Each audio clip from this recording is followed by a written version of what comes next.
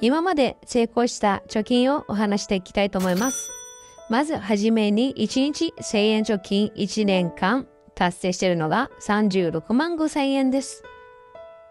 2番目に1日100円貯金1年間3万6500円です。瓶貯金ですね。こちら瓶を満タンにするのに15万9千円達成しております。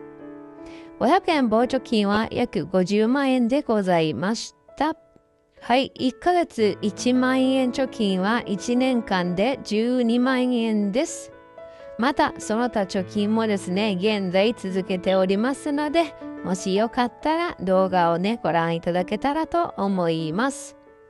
なので、この1番から5番まではですね、完成した貯金となりまして、金額はこのような感じになります。